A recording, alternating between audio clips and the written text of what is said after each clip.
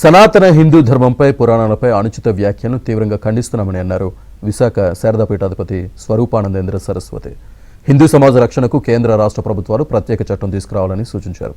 సమాజానికి ఆదర్శంగా నిలిచే రామాయణ, మహాభారతాల వంటి పవిత్ర కావ్యాలను, పాత్రలను వక్రీకరిస్తూ దుర్భాషలకు తెగబడడం అత్యంత దారుణమన్నారు. హిందూ సనాతన ధర్మంపై అనుచిత వ్యాఖ్యలకు పాప పరిహారార్థంగా రామతారక మంత్రంతో ప్రత్యేక హోమం, జపాలు నిర్వహించినట్లు స్వరూపానందేంద్ర సరస్వతి తెలిపారు.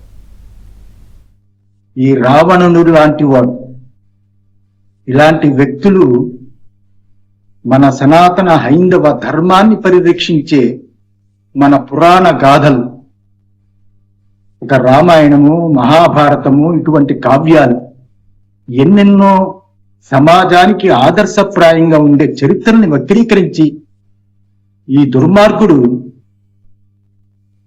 వాటిని వక్రీకరించి సీతమ్మ వారి గురించి, శ్రీరామచంద్ర ప్రభువు గురించి అనేక నీచాతి నీచమైన మాట్లాడాడు. అసలు ఈ వ్యక్తి ఈ గడ్డలో, ఈ మట్టిలో, ఈ దేశంలో పుట్టినవాడా అని అనిపిస్తుంది. విదేశీయులే ప్రపంచం నుంచి, అన్ని ప్రాంతాల నుంచి వచ్చి, హిమాలయాల నుంచి ఆసేతు హిమాచలయంతం కూడా పర్యటించి హిందూ మతాన్ని కీర్తిస్తూ ఉంటే